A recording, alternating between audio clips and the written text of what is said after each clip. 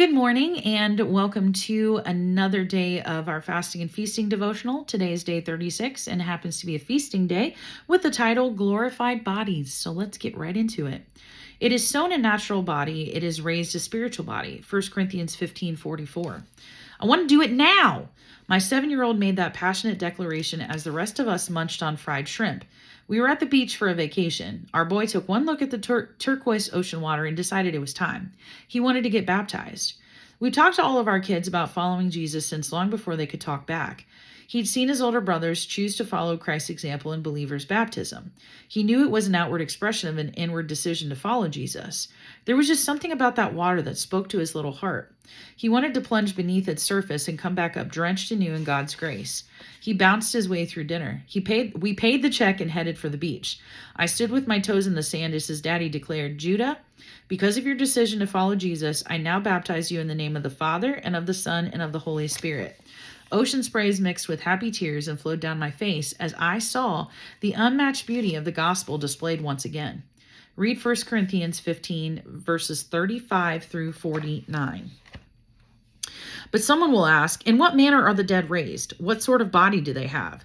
Stupid. When you sow a seed, it doesn't come alive until it first dies. Also, what you sow is not the body that will be, but a bare seed of, say, wheat or something else.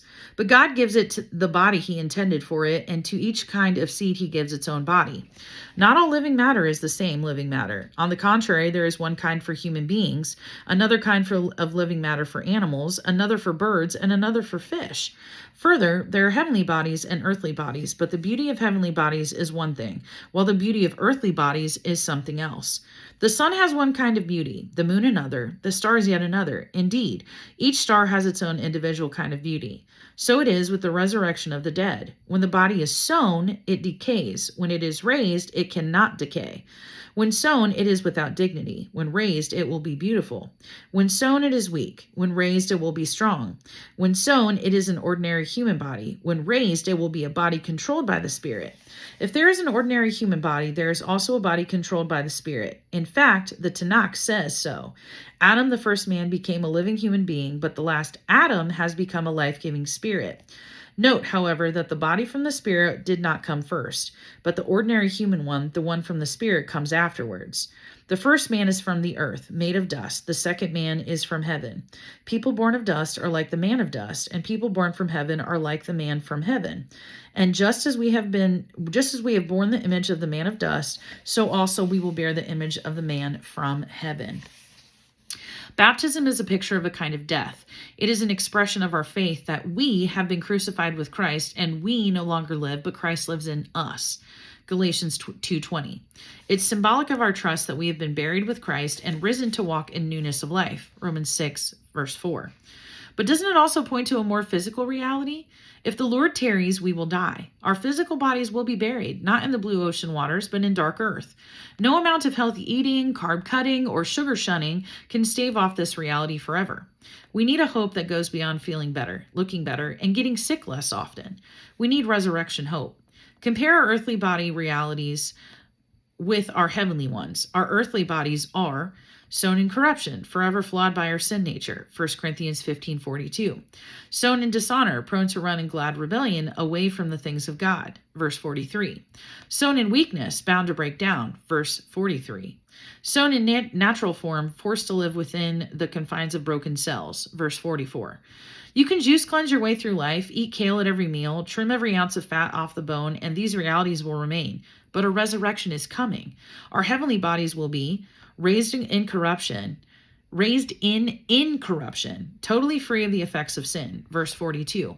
Raised in glory, shining like the stars in the heavens, verses 43 and 40 and 41. Raised in power, Christ's power over death, verse 44. Raised in a spiritual form that will never die, verse 44 and Revelation 21:4. We can live out this hope-filled truth in every area of our lives, embracing our weak bodies, knowing that glorified bodies are coming. We can declare that no matter what we do, our fallen flesh is temporary, but a day is coming when we will be raised anew. The world peddles a message that our bodies must be preserved at all costs. When Judah plunged into the ocean, he was proclaiming a more excellent way. May we join him in declaring that we're all cracked pots and our hope is not in these pots of clay. Setting the table, inviting the feast. Use the prayer prompts below to ask the Lord to do an abundant work in your life. Setting the table. Jesus, I am prone to put too much stock in preserving my temporary fallen body. When I do, I always ... Inviting the feast. Lord, teach me what it means to live my life in light of the resurrection, where my body will be raised anew. And then write. And that is day 36 of our devotional. I do hope that it blessed you and that you do take the time to write down those prompts that will be in the description, title and description of this video. I also hope that you'll join me again tomorrow for day 37. We are coming in for a landing with this particular devotional, and I will be announcing soon what the new devotional will be that we will start after these 40 days are up of our fasting and feasting devotional, so be watching for that as well. Otherwise, I hope you have a great rest of your day, and I'll see you in the morning. Bye.